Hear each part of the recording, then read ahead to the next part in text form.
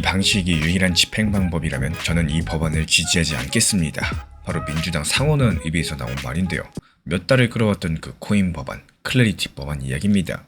이 상식적으로 생각하면 이건 나쁜 소식이어야 되겠죠. 표를 쥔 쪽에서 대놓고 반대 선언이 나온 거니까요. 근데 같은 날에 미국 증시에서 코인 관련 주식들이 일제히 뛰었습니다.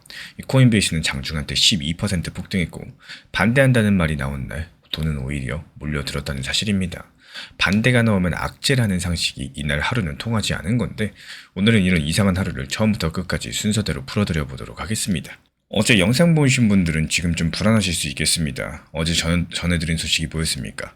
몇 달째 법안을 묶어두고 있던 마지막 매듭, 그러니까 윤리조항을 백악관이 드디어 받았다는 소식이었었죠. 이 밤사이에 트럼프 대통령 본인이 그 합의문에 직접 서명했다는 보도까지도 추가로 나왔어요.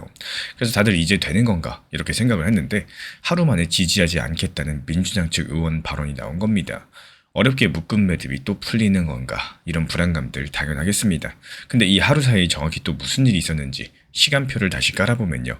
그림이 조금 다르게 보이기 시작을 하실 텐데요.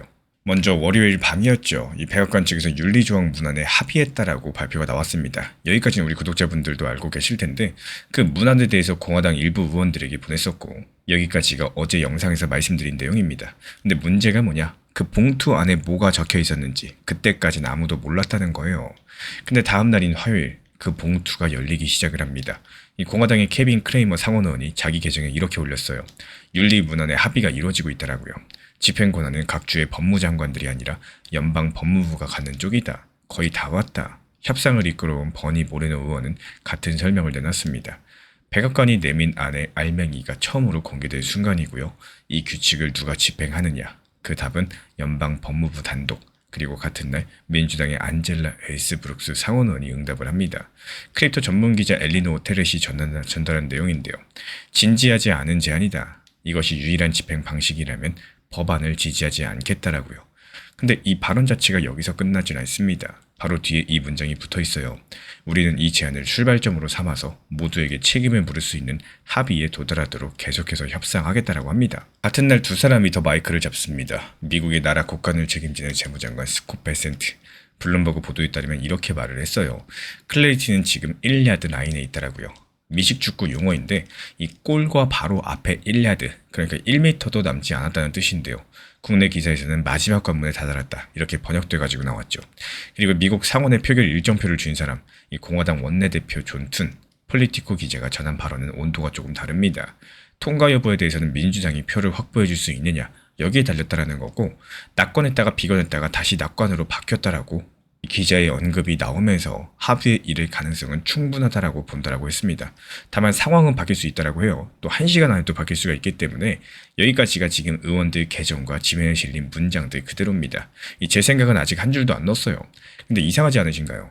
다 왔다는 사람, 1시간 안에도 뒤집힌다는 사람, 지지를 못한다는 사람, 이게 같은 날 같은 법안을 두고 이렇게 말을 하고 있습니다. 각각 다른 이야기를 하고 있다는 거죠. 이 세 가지 문장이 어떻게 전부 사실일 수 있는지 그 열쇠가 바로 누가 집행하느냐라는 한 줄에 있다라는 거예요. 먼저 윤리조항이 뭔지부터 한 문장으로 정리드리겠습니다. 대통령, 부통령, 의원 같은 높은 지위에 있는 사람들, 이 사람들이 그 자리에 있는 동안 코인 사업으로 돈을 버는 걸 막자는 규칙입니다. 이 규칙이 정면으로 겨냥하는 사람이 누구고 그 잔고가 어느 정도인지는 앞선 영상에서 숫자로서 충분히 확인을 해드렸었고요. 근데 규칙이라는 거는 종이에 적는다고 저절로 작동하는 게 아니겠죠. 어겼을 때 조사하고 소송을 걸고 책임을 물을 사람이 있어야지 움직입니다. 그 역할을 누구에게 주느냐? 이게 집행 문제고 몇 달 내내 협상이 멈춰있던 자리가 바로 정확히 여기입니다. 그 후보는 두 갈래였어요.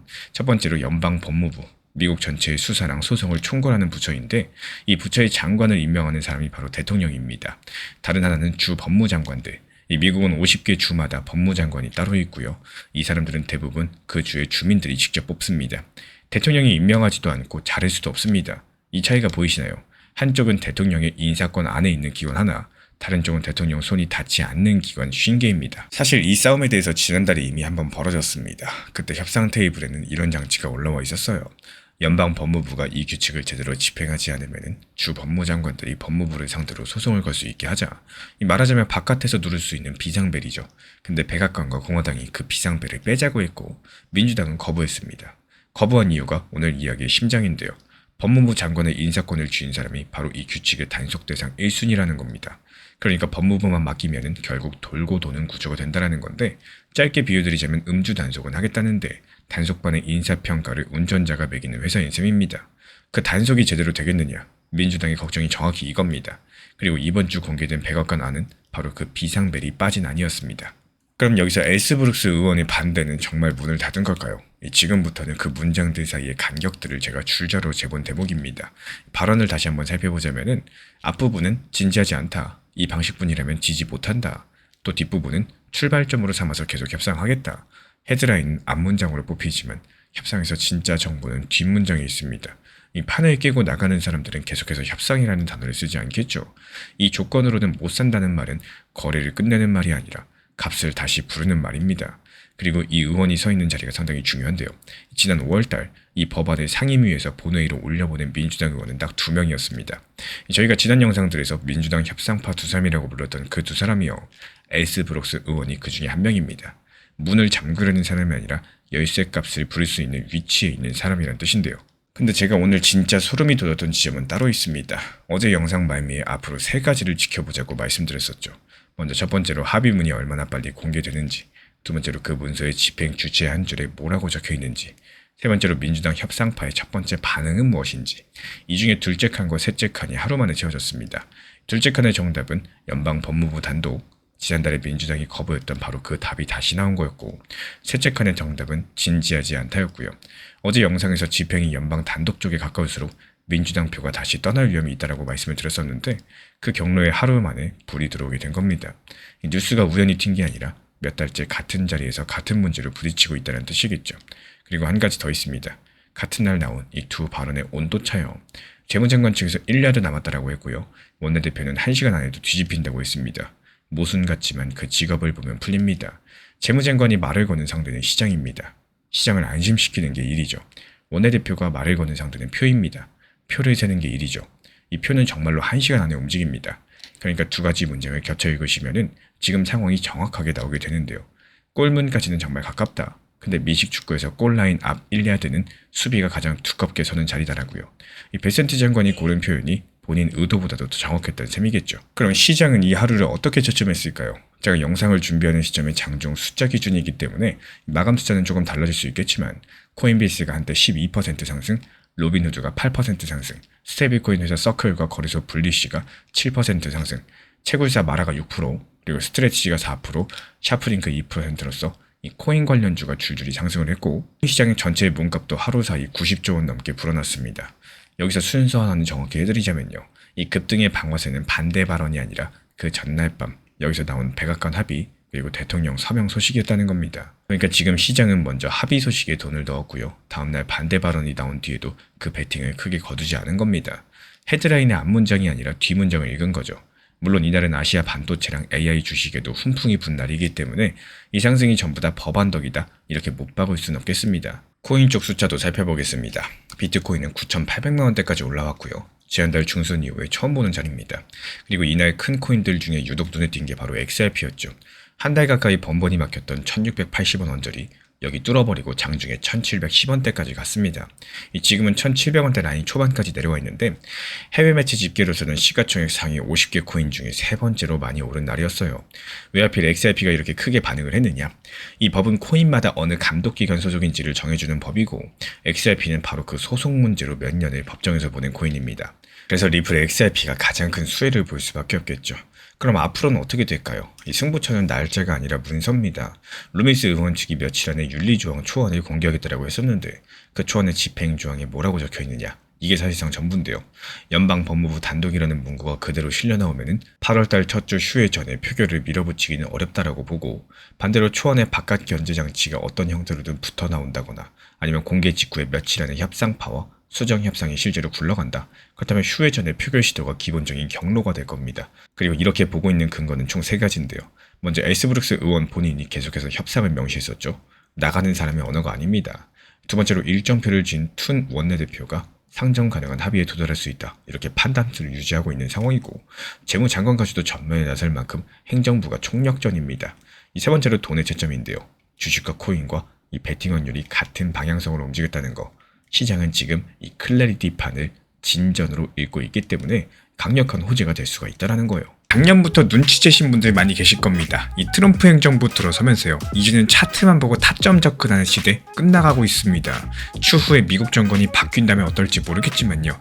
트럼프 행정부 집권 이후에 나타난 대표적인 현상들이 거시경제 상황에 따른 종목 선정과 타점을 다르게 가져가셔야 된다는 점인데요. 이번에 미국 이란 전쟁 관련해가지고 극적인 휴전을 한 상황인데 휴전하기 전까지만 해도 어떻습니까? 당장이라도 미국 지상군 투입할 거다. 원자력 발전소 때려 부시겠다. 정말 긴장감이 극에 달했습니다. 여기서 활용한 타점은 오브스 3연속 수익 타점이었어요. 이 남들은 수익조차도 못 내는 하락장에서요. 오히려 3번 연속이나 수익을 냈습니다. 기본적으로 오브스 코인은 뭘까요?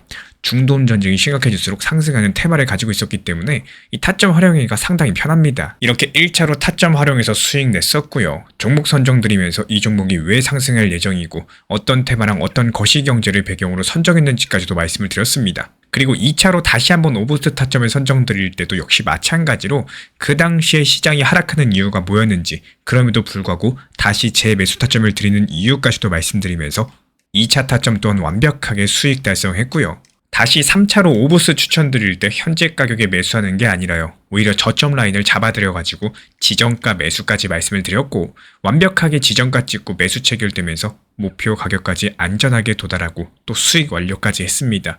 말 그대로 트럼프 매크로 환경으로 인해 가지고 거의 모든 코인이 하락하는 이 하락장이었는데요.